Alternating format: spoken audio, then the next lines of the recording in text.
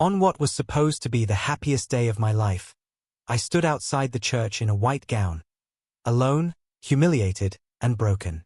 My groom never showed up. He married my sister instead. But as the years passed, something happened that no one could have ever predicted. Something that would shake our entire family to the core. My name is Helen, and if you had told me 5 years ago that my own blood sister would betray me in the cruelest way possible, I would have slapped you for such a thought. I was the first daughter, quiet and responsible, the one who did everything right. My younger sister, Sandra, was wild, charming, and a smooth talker. But I never imagined she would stoop so low. Joe and I dated for 4 years. He was everything I prayed for: handsome, educated, God-fearing, and focused. He met my family, and my parents adored him. Wedding preparations began 6 months in advance. Everything was set: the hall, the gown, the food, the guests. Until 1 week to the wedding, Joe stopped picking my calls. At first, I thought he was just stressed. Then the rumors started. He was seen with your sister at a hotel. They've been too close lately.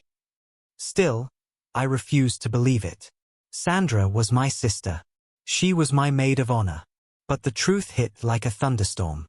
The morning of the wedding, I received a message from an unknown number. Your groom is not coming. He's with Sandra. They're getting married today at registry. My heart stopped. I rushed to my parents' room, showed them the message, hoping it was a joke. My father made some calls. My mother wept. My world collapsed. Joe had indeed married Sandra. Quietly. Secretly. No apology. No explanation. My sister moved out of the house and blocked me. And Joe? He acted like I never existed. I fell into depression. I stopped eating. I stopped praying. Friends avoided me. I became a shadow in my own life. Years passed. I eventually found peace, though love no longer interested me. I focused on building my fashion business and taking care of our aging parents. I avoided Sandra and Joe like a plague.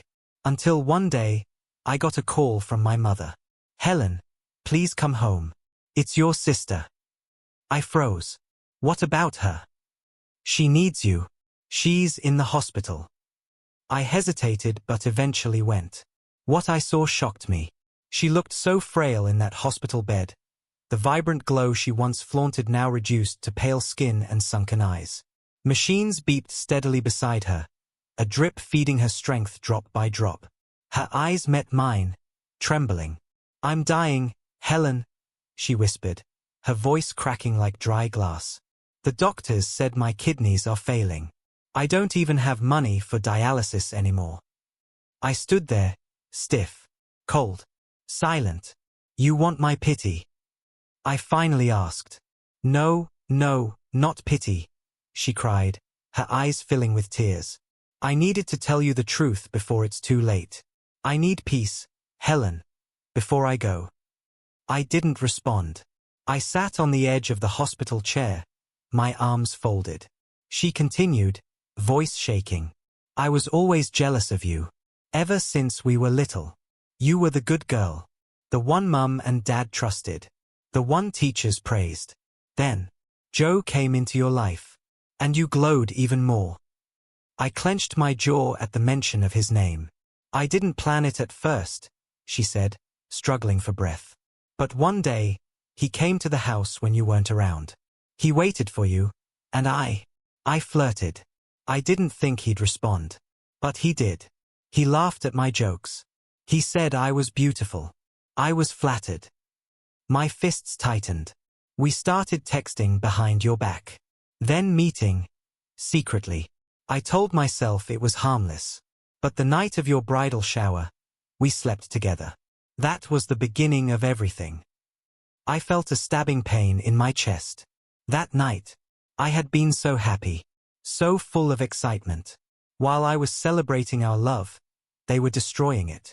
I told him lies about you, she confessed, crying now. I told him you had a mental breakdown years ago. That you couldn't have children. That you were only marrying him for his money. I painted you as a desperate woman. I stood up.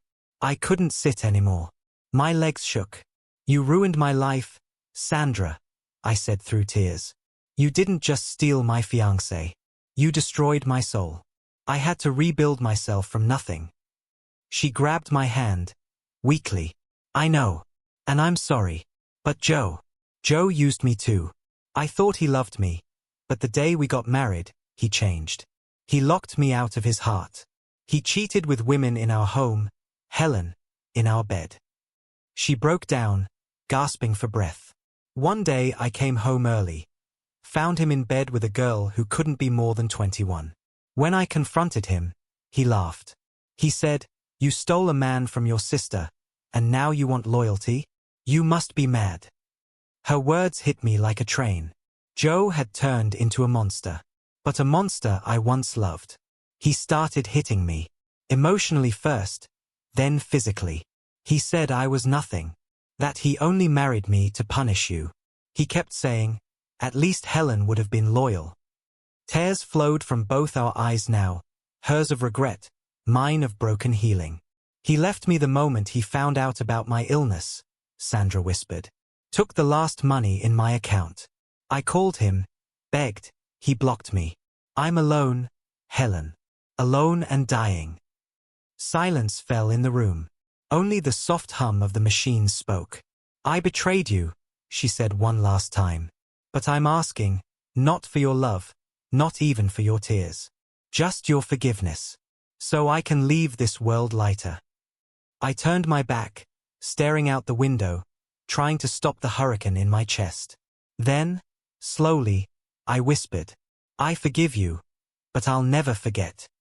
Because even when betrayal cuts deep, forgiveness frees the soul, not for the betrayer's sake, but for your own.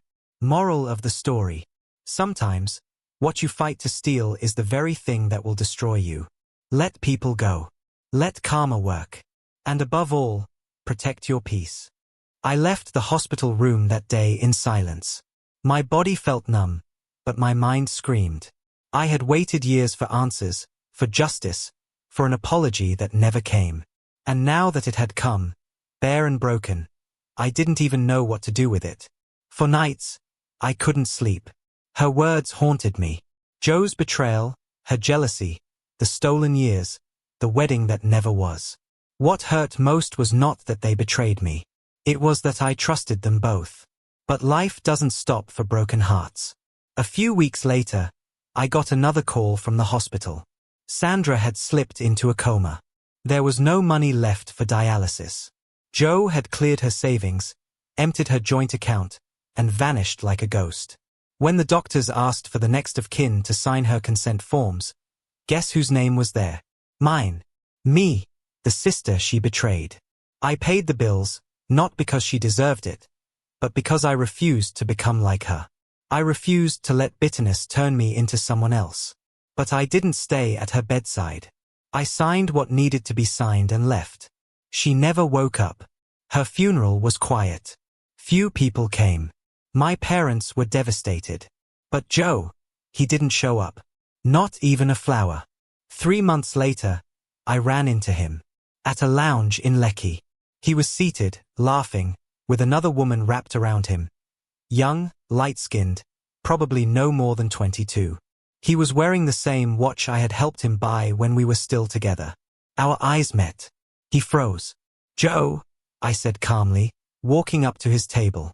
He stood up, unsure whether to smile or run. Helen. You couldn't even come to bury her. His face darkened. She brought it on herself. I slapped him. The entire lounge turned. His side chick gasped. His pride shattered. That was for me, I said, steadying my breath. Not for her. Not for the lies, or the years I wasted believing in you. But for every time I doubted my worth because of your deception. I walked out, my heels clicking with the sound of dignity. He didn't chase after me. He never would. Months turned into a year. I focused on my business, grew it beyond anything I imagined.